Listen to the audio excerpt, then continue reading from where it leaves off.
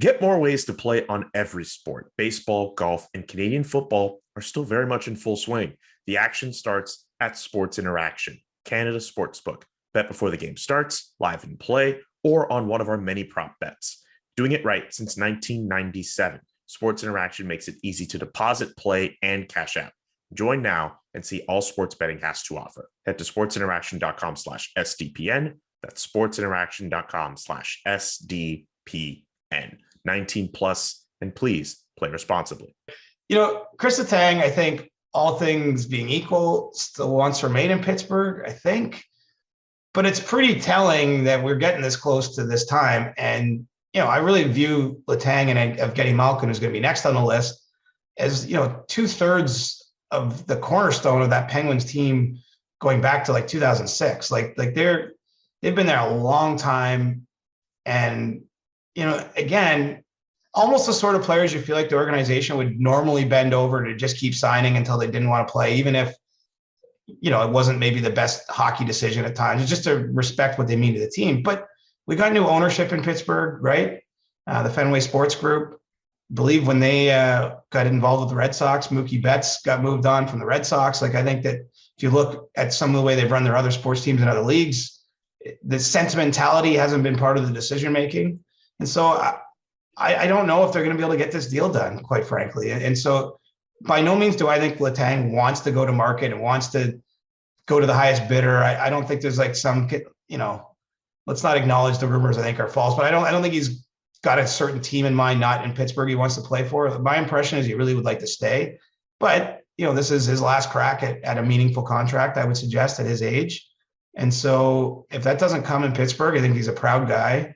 Has a clear sense of his worth. I mean, if you look around the league this year, he played on average his minutes per game were second or third in the entire NHL. Like, he still logged a huge load. He put up big points total for a defenseman.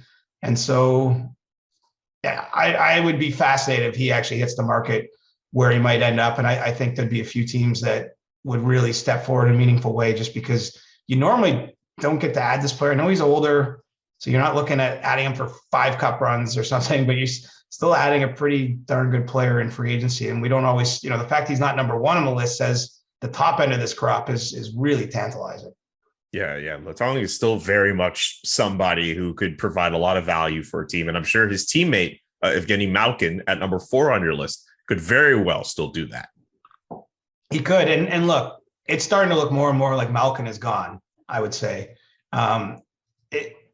It just seems that, I think Pittsburgh wants to go another direction. And, maybe having these sort of, if we call it a breakup, or, it's sort of hard to have it happen again with franchise cornerstones and icons. But, Malkin, I think it's fair to be worried about age-related decline, even though he did have a point per game this season. It's fair to worry about his health because he missed half the season after significant knee surgery last summer. But, I think that certainly there'll be teams looking to get him in. I don't know that anyone's going to get him on a bargain. So it might take some of the top contenders out of the mix, just because most of those teams have spent pretty close to the cap already, and might not have a spare 7, 8, 9 million around to give him even on a 1-year deal. The one team I wondered about a little bit, kind of tongue in cheek, but like, would he ever consider going to Washington? I don't have the answer to that. I'm asking the question. Washington is expecting to be without Nicholas Backstrom all year, had significant hip surgery with a 12 to 18 month sort of timeline on his recovery. So, would he ever go there and play with Ovechkin, for example? Would he do kind of a heel turn if we're looking at like wrestling or something, to go from the Penguins to the Capitals? I'm certainly not suggesting that's going to happen, but as a certainty. But, there could be some intriguing teams out there for him. He'd probably be a guy who would love to go play in Florida, for example. I know he keeps a house down there, but, given what I've already said about the Panthers cap challenges, I don't know if there's any world where that can happen. But I mean, this will be pretty intriguing to see where he ends up. And certainly there are teams, could Detroit bring him in? Detroit's looking for a center. I'm just throwing some stuff at the wall, but it's as we're getting closer to 13th here, it's starting to look more and more like Malkin will be a free agent. And, we're going to learn something about his thought process by what team he chooses, because he hasn't ever had to make a choice, right? He's been a Penguin for life. He signed long-term deals when he could sign long-term deals. And now, he's getting to map these last couple of years of his NHL career, potentially somewhere else. Right, you heard it from CJ, people. Please don't radio him for any of the teams mentioned on Evgeni Malkin. Those are just, ideas and not actual teams linked to Evgeni Malkin. Figured I'd just add that disclaimer for you, buddy. Anyone who plays a clip will cut out what you just said, and they'll somehow make it anyway. Look at it. We're trying to have fun here. Yeah, this is fun for me. Yeah, I hope you're having fun doing this, man. Don't worry about it, bro. I'm having fun. Well, I even wondered about Fleury in Washington, right? Like Marc-Andre Fleury. Same reasons as Malkin. It's sort of a bit of a heel turn for anyone who was a Penguin for so long. He was reluctant, it seemed, to go there during the regular season when they had some trade interest in him. Would he reconsider that this summer? I don't know, but Washington is a team in the market for a goalie. I'm rooting for chaos. I'm a reporter. We like storylines. We like a little animosity or juice. And imagine seeing two former Penguins legends in a Capitals sweater in a series against Pittsburgh would be pretty delectable. I'm not sure they can make that happen, but it would be. I'm here for the takes. I'm here for the content, and I think that'd be great content. Let me just go to number 3 before we spend like 20 minutes about what that would look like. Filip Forsberg of the Nashville Predators is number 3 on your top list. I still think he's staying in Nashville. It just makes too much sense to me. Like I'm trying to, but sometimes look, when you get in a negotiation and things get stressful and it gets towards the end, and we're getting towards the end, emotion can play into it, or things can fall apart. But from someone who's not emotionally involved or invested in how this, turns out, I just look at a team that needs Forsberg, and I look at a place that Forsberg loves to play, a city he's played his entire career in. I know he's drafted by Washington, but he's been a Predator for the entire time. He's been playing NHL games, and they've had discussions and are having ongoing discussions on an 8-year contract. So, this is a dynamic that's going to be playing in the Johnny Gaudreau situation too. But Nashville, for all intents and purposes, can offer more money than anyone likely, because they can offer 8 years instead of 7. And so, he might not get quite the AAV he would somewhere else, but if in terms of dollars in his pocket, Tennessee's a tax-friendly state compared to some others, and they can offer an 8th season guaranteed. And so, between those factors and the fact I think it's been a pretty happy union, I expect it to get done, but I'm surprised, I'll say, that it got this far and isn't done. And, if he hits the open market, we could have a debate probably about our top 3. I mean, someone might place him even higher than 3rd on the list, because, he's coming off a 42-goal season. He didn't even play the entire games. He's been a consistent goal scorer in the league. Scoring is about the hardest thing you can do in the NHL. And, he's done it so well. And so, I expect this to get done, but man, like if we're recording even a week from now and it's not done, you just start to wonder if at the last minute, if they're going to be able to pull it all together and get him signed to a deal. Oh yeah. And if a player like Filip Forsberg and his caliber are available on the market, I know we have to be worried about throwing money out there in the free agent period, but this is a guy who almost hit 50 this year. Like I'm very intrigued about Filip Forsberg, who's been one of the better scorers of the last how many years? Well, and he's probably giving you 30 in an off year still. You know what I mean? Like even if everything doesn't go his way, shooting luck isn't there, what have you, like I think you pencil him in for 30 plus. And guys score 30 around the league, but not very many of them become free agents that you can just sign without giving up any other assets but your cap space. Number 2 on the CJ's big board. We haven't come up with a consistent name for the top 10 UFA list. We'll probably have it up in the title though. Let's workshop it. What big board? Do you like top CJ? I thought CJ's UFA list, top CJ's 10 top list. 30. I guess if you only say top 30, you don't know top 30 what. Yeah, because that could be like songs, but you're not a big music guy anyway. Yeah, maybe big board. I don't know. Does that sound weird? CJ's big board. I like CJ's big board. Maybe my next tweet promoting this article, I'll call it CJ's big board. Yeah, I like that. Nick, producer Nick, we can't see you, buddy, but give us a thumbs up or something, or in the chat of the Zoom or something, just to let us know you approve. But in the meantime, number 2 on CJ's big board is Nazem Kadri, who just won a Stanley Cup with the Colorado Avalanche. Nick approves, by the way. Perfect. Yeah, Nazem Kadri. So there's a will from his side to sign back in Colorado. The question I have is there a way to get it done? Like, is there a reasonable way if the Avalanche are signing Nichushkin? Remember, they have big business to be doing with Nathan McKinnon this summer where they, will look to extend him a year out.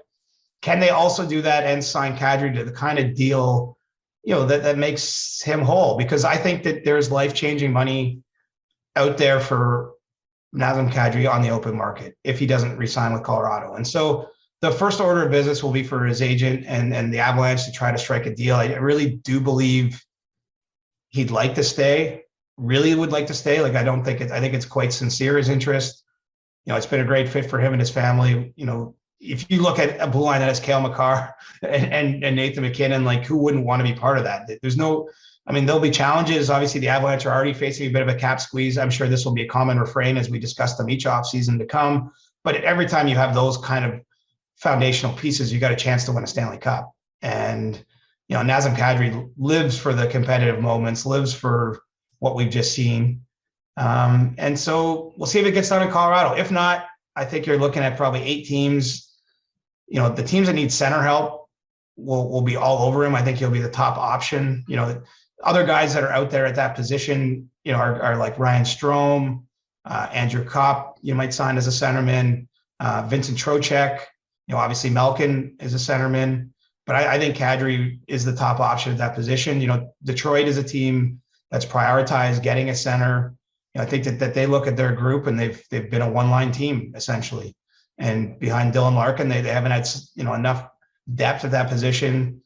I only bring up Detroit specifically because Nazem's from London, Ontario, not too far away, short drive. I wonder if they could put an offer in front of him if he becomes a free agent that he would take.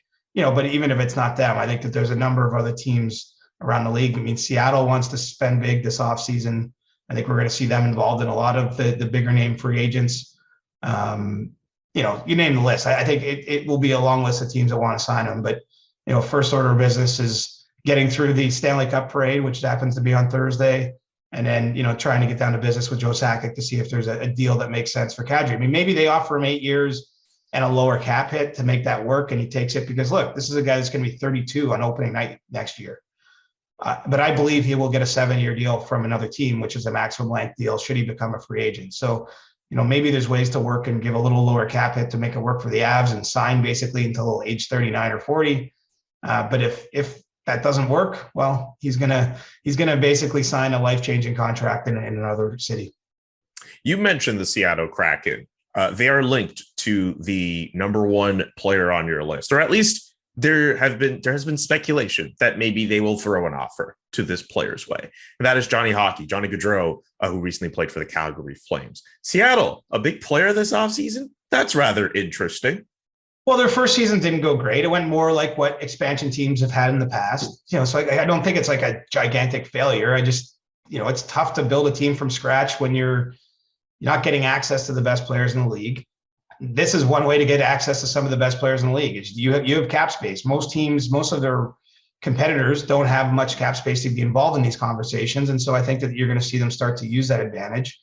I can tell you Seattle was one of the teams in big on Kevin Fiala, before the trade went through to LA, but they were at least in discussions to make that deal themselves and to sign Fiala to an extension as he did with the Kings. And, so I don't think we should be surprised when we hear the Kraken tied to any sort of elite, player that can produce offense in particular. If there's one area they did make out pretty well, I think is defensively. They came away with some good prospects, but it's hard to have high-end game-breaking talent, excuse me. And so, I think if Gaudreau gets to market, they'll be one of the teams in there aggressively trying to sign him. I'm still not convinced Johnny Gaudreau hits market. I'm not. And I got to say, we can't discount the fact that the Flames can give 8 years. And so if they give him 8 years at $10.5 million, $11 million, I mean, that's $88 million. You do the math on like what a 7-year deal would have to be. A team would have to be offering him 7 years at 12.5 to get to $88 million. So I just think that there's a number that Calgary can put in front of him. I don't think they've got there yet. I should be clear. I don't think that offer's on the table. But I still, just because he's not signed, I think it would be unwise to say, well, he doesn't want to stay in Calgary or anything like that. I think we have to remember it's a negotiation. I think he's really comfortable there. I think it's been good for his family situation.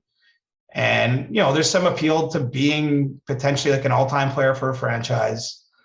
And so I put a cautionary note out there. I know there's some frustration maybe in this situation. Like Calgary in a perfect world would love an answer and would love to have this either known that he's signing or he's not, now, so that they could make their sort of plan B, plan C, plan D go into action.